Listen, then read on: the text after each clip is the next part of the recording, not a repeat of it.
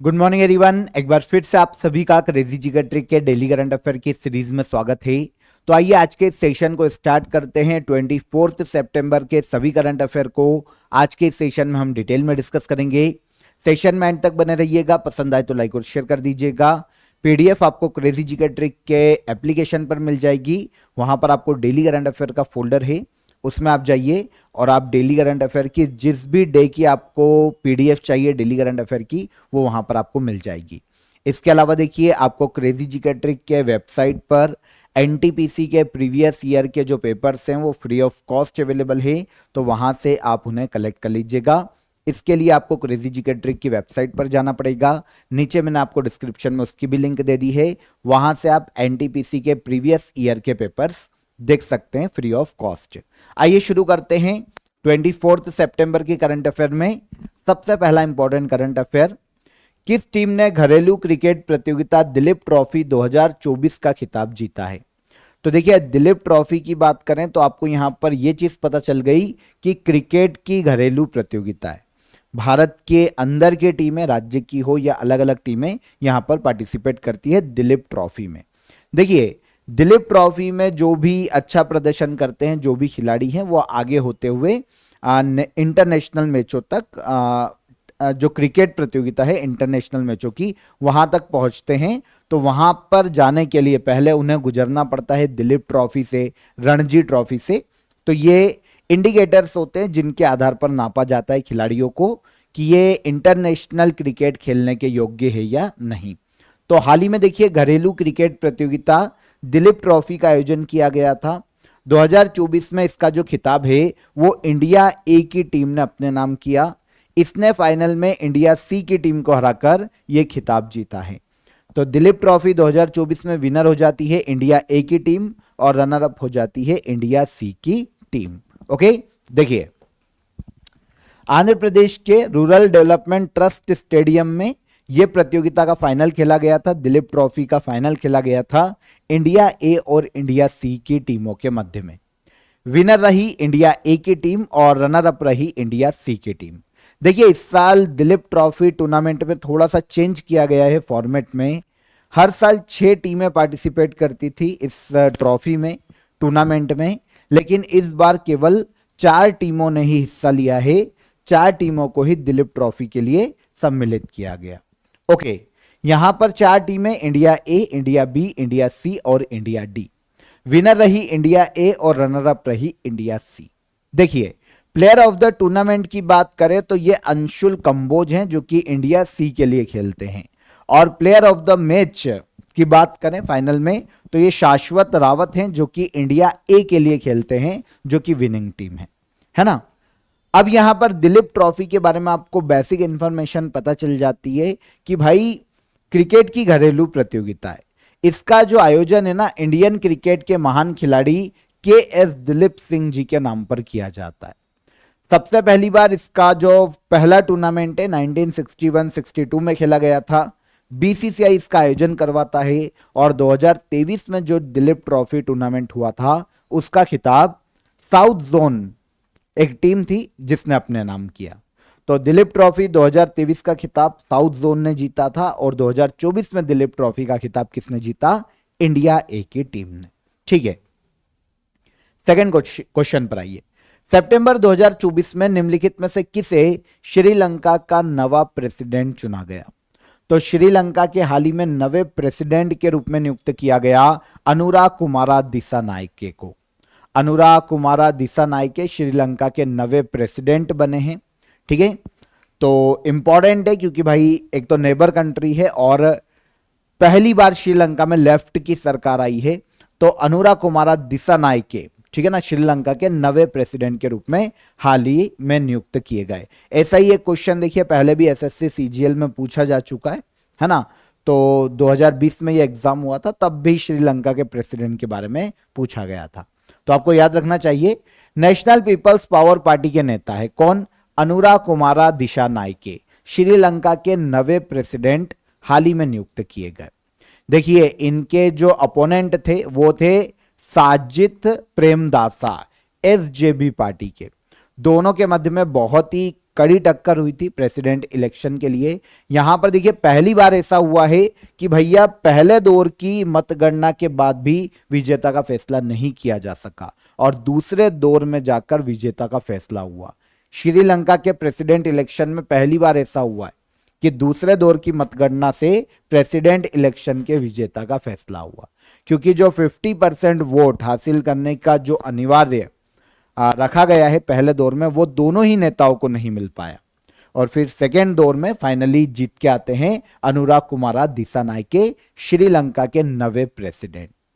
Done, ठीक है। श्रीलंका आपको पता है दक्षिण भारत के दक्षिण में, आपको भारत के दक्षिण में बोलते हैं हम, आपको श्रीलंका देखने को मिलेगा। एक द्वीपी देश है, साउथ एशिया में स्थित है। ओके, कोलंबो इसकी ऑफिशियल कैपिटल है, लेकिन प्रशासनिक राजधानी की बात करें तो ये जयवर्धन है पूरा में।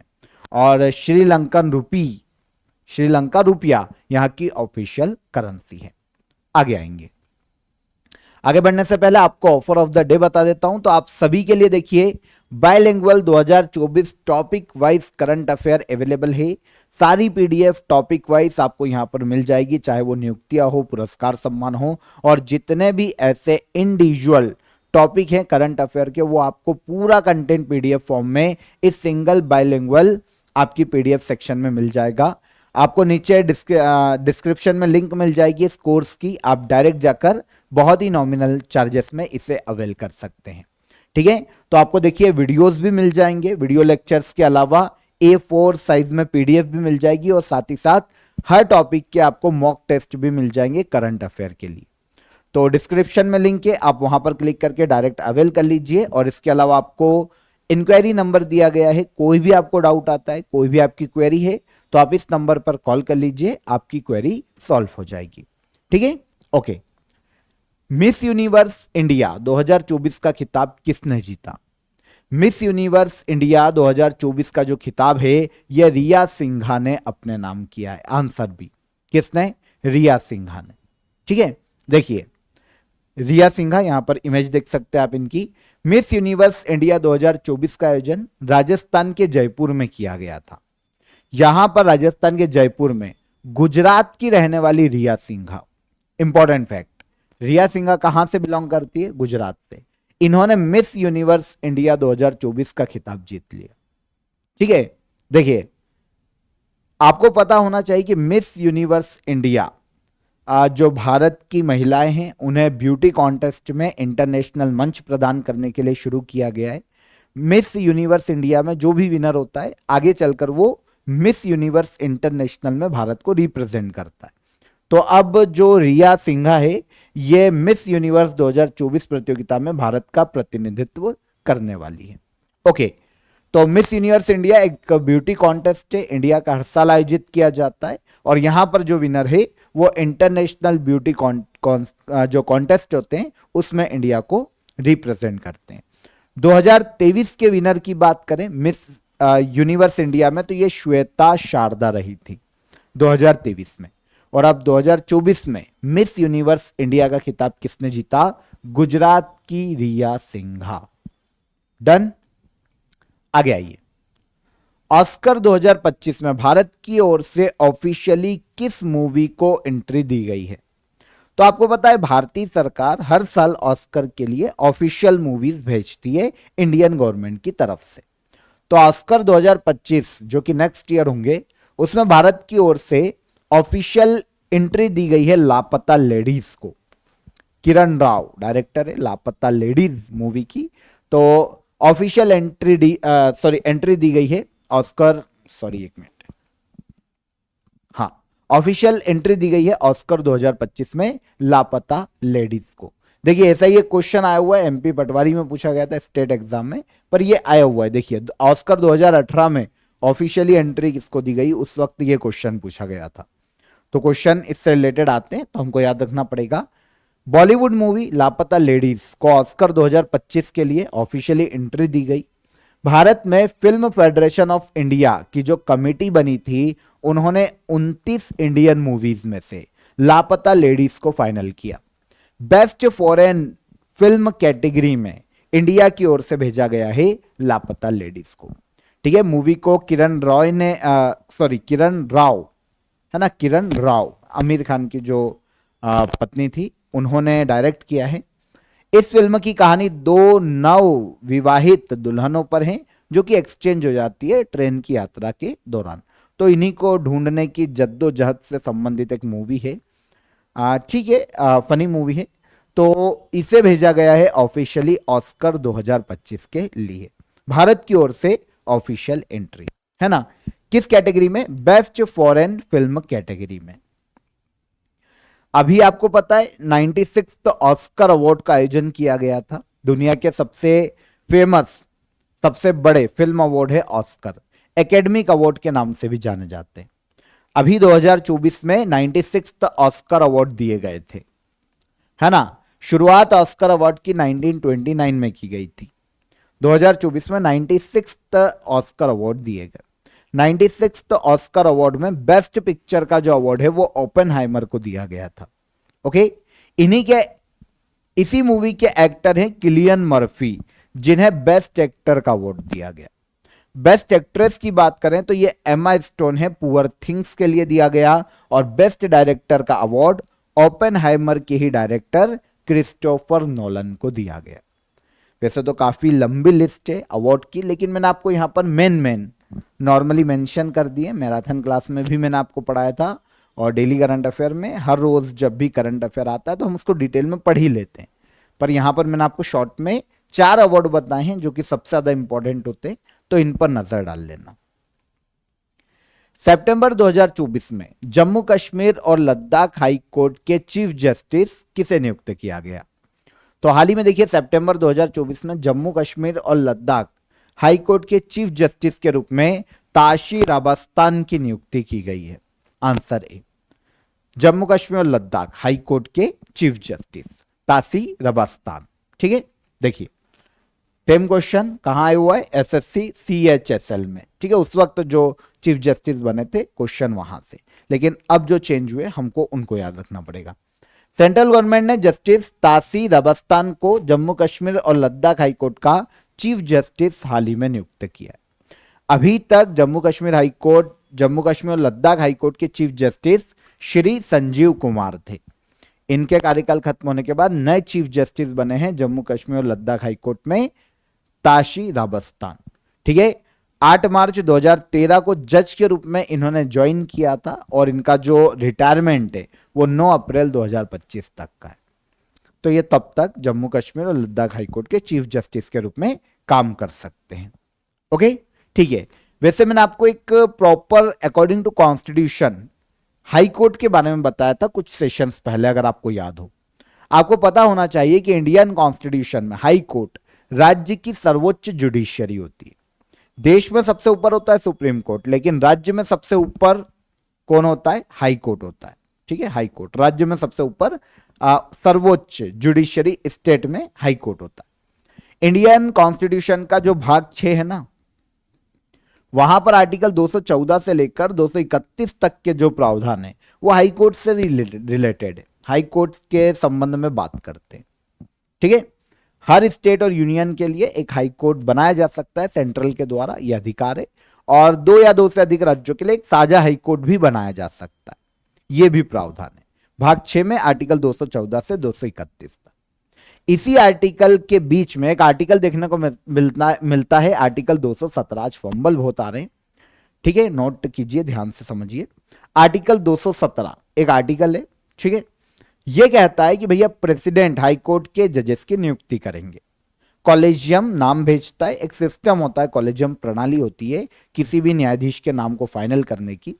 नॉर्मली सुप्रीम कोर्ट के चीफ जस्टिस और अदर जज उसके सदस्य होते हैं।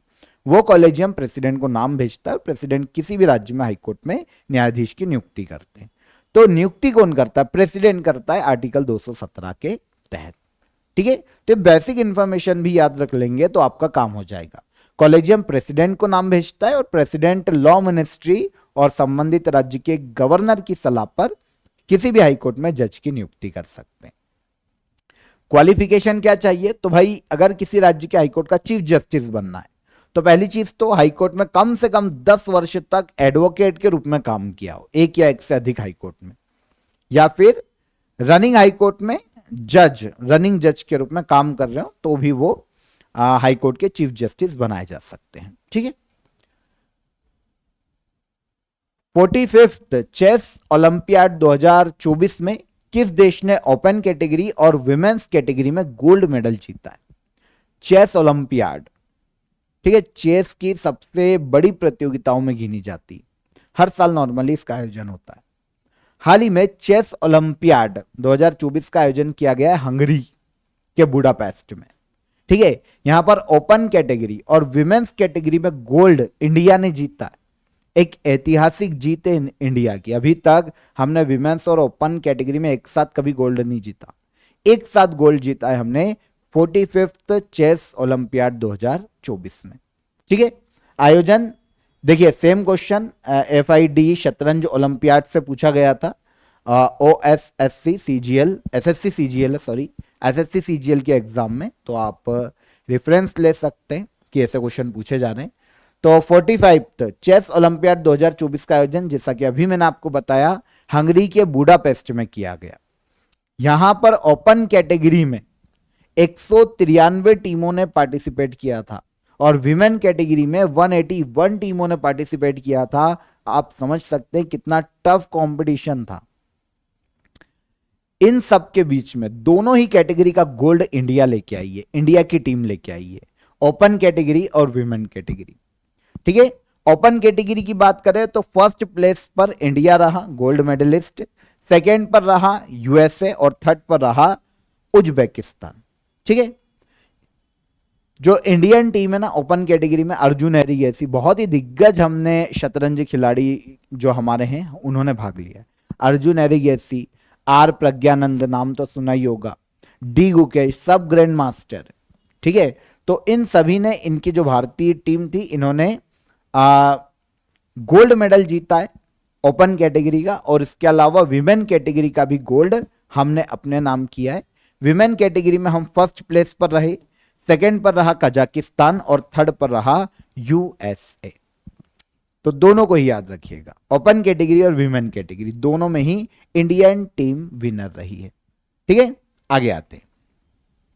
विमेन टीम में भी बहुत ही दिग्गज वैशाली आर वैशाली, R प्रज्ञानंद की सिस्टर है, तानिया सचदेव, वंतिका अग्रवाल, बहुत ही दिग्गज हमारे शतरंज प्लेयर थे। ठीक है, इसके अलावा हमको जो हमारी शतरंज टीम है उनको एक और अवार्ड मिला है, ग्रेपिंडा शविली कप, इंडिया को मिला है। शतरंज टीम मतलब इंडिया को मिला है। कौन सा? ग्रेपिंडा शेविली कप। एक्चुअल में जॉर्जियन चेस ग्रैंड मास्टर है एक, जिनका नाम है एन गेप्रिंडा शविली, इन्हीं के नाम पर यह सम्मान दिया जाता है।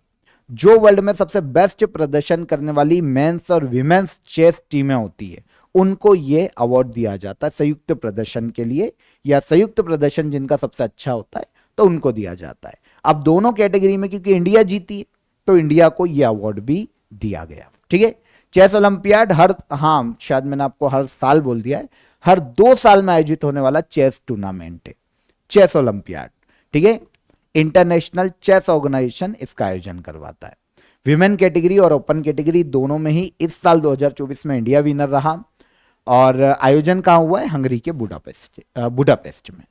आगे आइए, नेशनल क्राइम रिकॉर्ड ब्यूरो का डायरेक्टर किसे नियुक्त किया गया? नेशनल क्राइम रिकॉर्ड ब्यूरो, नाम से समझ में आना चाहिए कि इसका काम क्या है। भाई, क्राइम का रिकॉर्ड रखना, ऑब्वियस सी बात है ना, जो क्रिमिनल है उनका रिकॉर्ड रखना इन शॉर्ट।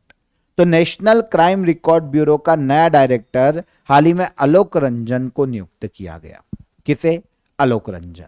ठीक है, देखिए IPS अधिकारी हैं आलोक रंजन, जिन्हें नेशनल क्राइम रिकॉर्ड ब्यूरो का हाल ही में नया डायरेक्टर नियुक्त किया गया। अभी तक नेशनल क्राइम रिकॉर्ड ब्यूरो के डायरेक्टर के पद पर विवेक गोगिया थे, IPS अधिकारी विवेक गोगिया। इनका कार्यकाल खत्म होने के बाद अब नए IPS बने हैं, नए डायरेक्टर बने हैं नेशनल क्राइम रिकॉर्ड ब्यूरो के आलोक रंजन IPS अधिकारी।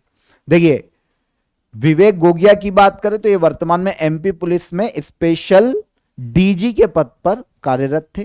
ठीक है ना, आलोक रंजन जिनकी हम बात कर रहे हैं, ये वर्तमान में MP पुलिस में स्पेशल DG के रूप में कार्यरत थे। अब जब विवेक गोगिया का कार्यकाल खत्म हुआ नेशनल क्राइम रिकॉर्ड ब्यूरो के डायरेक्टर के पद से।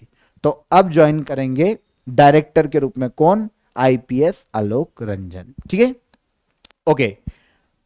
1991 बैच के अधिकारी हैं। इनका नेशनल क्राइम रिकॉर्ड ब्यूरो के डायरेक्टर के रूप में जो कार्यकाल है वो 2026 30 जून 2026 तक होने वाला है। और अभी मैंने आपको नेशनल क्राइम रिकॉर्ड ब्यूरो के बारे में बेसिक इंफॉर्मेशन दी है कि भाई इसका काम क्या होता है। पूरे देश में क्राइम है ना, क्रिमिनल्स, उनसे जुड़ा हुआ जितना भी डेटा है उनका रिकॉर्ड रखना, उनका प्रबंधन करना, एनालिसिस करना, रिसर्च करना, ये पूरा काम होता है नेशनल क्राइम रिकॉर्ड ब्यूरो का। और ये जो संस्था है ये होम मिनिस्ट्री के अंतर्गत काम करती है। ठीक है, नए डायरेक्टर को नियुक्त किए गए आईपीएस आलोक रंजन। निम्न में से किस अभिनेता को गिनीज वर्ल्ड रिकॉर्ड्स द्वारा भारतीय फिल्म उद्योग में उत्कृष्ट अभिनेता के पुरस्कार से सम्मानित किया गया? तो देखिए, भारत के ऐसे अभिनेता जिन्हें गिनीज वर्ल्ड रिकॉर्ड्स के द्वारा हाल ही में बेस्ट एक्टर का अवार्ड दिया गया है भारतीय फिल्म उद्योग में, तो ये बने हैं चिरंजीवी। आपको पता है साउथ के एक्टर हैं, साउथ की इंडस्ट्री से आते हैं, साउथ इंडिया की इंडस्ट्री से। चिरंजीवी, आप इमेज देखेंगे तो आपको समझ आ जाएगा, बहुत मूवीज देखी होगी आपने चिरंजीवी की, है ना।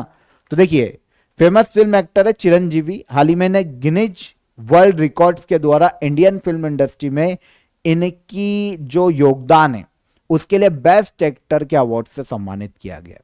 ठीक है, देखिए चिरंजीवी ने 45 साल के अपने फिल्म करियर में 156 फिल्में की है और इसमें जो उन्होंने डांस किया ना 537 अलग अलग गानों में 24,000 डांस मूव्स दिए हैं अलग अलग। इसीलिए बेस्ट एक्टर का अवार्ड दिया है इन्हें गिनीज वर्ल्ड रिकॉर्ड्स के द्वारा इंडियन फिल्म इंडस्ट्री में इनके योगदान के लिए। तेलुगु और हिंदी मूवी, स्पेशली तेलुगु और कुछ हिंदी मूवीज भी इन्होंने की है। भारत सरकार के द्वारा चिरंजीवी को 2006 में पद्म भूषण अवार्ड से सम्मानित किया जा चुका है और 2024 में पद्म विभूषण अवार्ड से सम्मानित किया गया था इसी साल। ठीक है, तो इंपॉर्टेंट ज्यादा हो जाते हैं। ये तो सबसे ज्यादा इंपॉर्टेंट फैक्ट है कि चिरंजीवी को इस साल कौन सा अवार्ड दिया गया है? Padma Vibhushan. Gama international fighting championship में मिक्स मार्शल आर्ट फाइट जीतने वाले पहले भारतीय पुरुष पहलवान कौन? गामा इंटरनेशनल फाइटिंग चैंपियनशिप में मिक्स मार्शल आर्ट फाइट जीतने वाले पहले भारतीय पुरुष पहलवान संग्राम सिंह बने। ये हैं संग्राम सिंह। ठीक है, देखिए संग्राम Singh gamma international fight championship में एमएमए मुकाबला जीतने वाले फर्स्ट इंडियन रेसलर बने हैं। इन्होंने 93 किलोग्राम वेट कैटेगरी में पाकिस्तान के अली रजा नजीर को हराकर यह खिताब अपने नाम किया। आपको यहां पर पता होना चाहिए कि अल्टीमेट फाइटिंग चैंपियनशिप, ठीक है ना, मिक्स मार्शल आर्ट की सबसे बड़ी और सबसे प्रमुख लीगों में गिनी जाती है, जिसको जीता है भारत के संग्राम सिंह ने। और ऐसा करने वाले भारत के पहले पुरुष पहलवान संग्राम सिंह। ठीक है, लास्ट क्वेश्चन देखिए, हाल ही में किस संगठन ने अभ्यास आइकिया 2024 का आयोजन किया है? तो अभ्यास आइकिया 2024 का आयोजन करने का श्रेय दिया जाता है नेशनल डिजास्टर मैनेजमेंट अथॉरिटी को। आंसर हो जाएगा आंसर सी। अब नेशनल डिजास्टर मैनेजमेंट अथॉरिटी अगर इसका आयोजन कर रही है तो सीधी सी बात है कि डिजास्टर से निपटने के लिए एक, आप इसको बोल सकते हैं मॉक ड्रिल, डिजास्टर से निपटने के लिए एक तरीके का अभ्यास है। IKEA 2024 national disaster management authority के द्वारा इंडियन आर्मी के सहयोग से तमिलनाडु के चेन्नई में इस एक्सरसाइज का आयोजन किया गया। ठीक है, करवाने वाली नेशनल डिजास्टर मैनेजमेंट अथॉरिटी, सहयोग लिया है इंडियन आर्मी का। आयोजन कहां हुआ है? तमिलनाडु के चेन्नई में। Exercise IKEA 2024। इंडिया के अलग अलग जो मिनिस्ट्री है उनके सेंट्रल मिनिस्टर्स और इसके अलावा स्टेट गवर्नमेंट के जो प्रमुख डिजास्टर मैनेजमेंट के लिए काम करने वाली जितनी भी ऑर्गेनाइजेशन है उन सभी ने इसमें भाग लिया, ताकि डिजास्टर अगर कोई भी आता है, क्योंकि तमिलनाडु आंध्र प्रदेश आपको पता है समुद्री कोस्टल एरिया से, तो वहां पर तूफान आते रहते हैं, सुनामी का खतरा बना रहता है, बारिश होती है तो डूब जाते हैं शहर। तो ऐसे केस में डिजास्टर के दौरान तैयारी को और बेहतर बनाना, स्टेट के साथ सेंट्रल कोलैब करता रहे और स्टेट की जो आपदा प्रबंधन संस्था है उनके साथ मिलकर काम करे ताकि डिजास्टर रिस्क को कम से कम किया जा सके और इसका अच्छी तरीके से मैनेजमेंट किया जा सके। यह मुख्य उद्देश्य एक्सरसाइज आइकिया 2024 का आयोजन करवाया है नेशनल डिजास्टर मैनेजमेंट अथॉरिटी ने और आयोजन कहां हुआ? तमिलनाडु के चेन्नई में। ओके, सिंपल था, इतना कुछ टफ था नहीं इसमें। आई होप समझ में आया होगा। तो यहां पर 24 सितंबर के सभी करंट अफेयर हो गए। एक एक क्वेश्चन को हमने बहुत ही ध्यान से डिस्कस किया है। अब हम किसको डिस्कस करेंगे? करंट अफेयर के लास्ट डे के रिवीजन को। एमसीक्यूज फॉर्म में हम क्वेश्चन आंसर लेंगे जैसा कि हम रोज करते हैं, क्योंकि डिटेलिंग कल मैं आपको पढ़ा चुका हूं। सबसे पहला क्वेश्चन देखिए, सितंबर 2024 में भारत के 28वें वायुसेना प्रमुख कौन नियुक्त किए गए? तो air marshal Amarpreet Singh. Quad शिखर सम्मेलन 2024 का आयोजन कहां किया गया?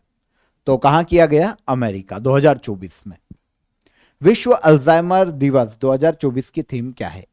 Time to act on dementia, time to act on Alzheimer 2024 में वर्ल्ड अल्जाइमर डे की थीम है। आगे आए, मिस इंडिया वर्ल्ड वाइड 2024 का खिताब किसने जीता? मिस इंडिया वर्ल्ड वाइड 2024 का खिताब जीता है ध्रुवी पटेल ने। 6th राज्य खाद्य सुरक्षा सूचकांक में कौन सा राज्य पहले स्थान पर रहा? तो 6th राज्य खाद्य सुरक्षा सूचकांक में पहले स्थान पर रहा कौन? केरला। निम्न में से किसके द्वारा आतिशी सिंह को दिल्ली का सीएम किसने आतिशी सिंह को दिल्ली के सीएम के रूप में शपथ दिलाई? तो दिल्ली के लेफ्टिनेंट गवर्नर विनय कुमार सक्सेना ने। चर्चा मेरा अंतरराष्ट्रीय बिग कैट अलायंस की शुरुआत कब हुई थी? तो 9 अप्रैल 2023 में इंटरनेशनल बिग कैट अलायंस की शुरुआत की गई थी। इंदिरा गांधी राष्ट्रीय कला केंद्र द्वारा 5वां नदी उत्सव 2024 कहां आयोजित किया गया?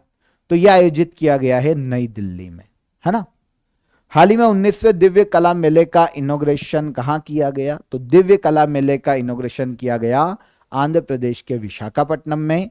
और लास्ट क्वेश्चन था हमारा, निम्नलिखित में से किसे इंटरनेशनल एटॉमिक एनर्जी एजेंसी के 68th जनरल कॉन्फ्रेंस का अध्यक्ष चुना गया? तो ये है सांग वुक हाम। आंसर डी, ठीक है। लास्ट डे का रिवीजन हो गया। अब लास्ट डे के मैंने जो आपको क्वेश्चन ऑफ द डे दिए थे उनके आंसर बता देता हूं। पहला क्वेश्चन हमारा था पश्चिम भारत की सबसे ऊंची चोटी कौन सी है? देखिए इस क्वेश्चन में थोड़ा सा करेक्शन होना चाहिए था, किसी ने कमेंट तो किया नहीं है। सब नेट पे गए, उन्होंने सर्च किया पश्चिम भारत की सबसे ऊंची चोटी कौन, और सब ने एंटर किया एक साथ अन्नामुड़ी। सब ने एक साथ एंटर किया अन्नामुड़ी, क्योंकि क्वेश्चन में थोड़ा सा करेक्शन होना चाहिए। जो आपको मुझको बताना चाहिए था कमेंट में कि सर क्वेश्चन होना चाहिए पश्चिमी घाट की सबसे ऊंची चोटी कौन। तो पश्चिमी घाट की सबसे ऊंची चोटी पूछते तो अन्नामलाई की पहाड़ियों पर अन्नामुड़ी पश्चिम भारत की सबसे ऊंची चोटी है, जो कि ऑलमोस्ट 2695 मीटर ऊंची है, अन्नामुड़ी, है ना। तो ये क्वेश्चन होता तो आंसर मिल जाता आपको। और पश्चिम भारत में अगर आप ऐसे देखते हैं ना, तो फिर गुरु शिखर हो जाती राजस्थान में, ऑलमोस्ट 1722 मीटर ऊंची, ठीक है। लेकिन वहां से थोड़ा सा हम डायरेक्शन नहीं देख पा रहे थे इंडिया का, तो यहां पर फिर पश्चिमी घाट की सबसे ऊंची चोटी करेक्ट क्वेश्चन होता तो वो हो जाती अन्नामुड़ी। ओके, पूर्वोत्तर भारत की सबसे ऊंची चोटी मैंने आपसे पूछी थी, तो ये कंचनजंगा है। आप सभी ने सही आंसर दिया है, कंचनजंगा पूर्वोत्तर भारत की सबसे ऊंची चोटी, ऑलमोस्ट 8586 इसकी ऊंचाई देखने को मिलती है, ऑलमोस्ट, है ना, क्योंकि डेटा हर जगह अलग अलग भी मिलता है। 8586 मीटर कंचनजंगा पूर्वोत्तर भारत की सबसे ऊंची चोटी। और धर्मशाला भारत के किस राज्य में स्थित है? तो धर्मशाला देखने को मिलेगा हमें हिमाचल प्रदेश राज्य में, ठीक है।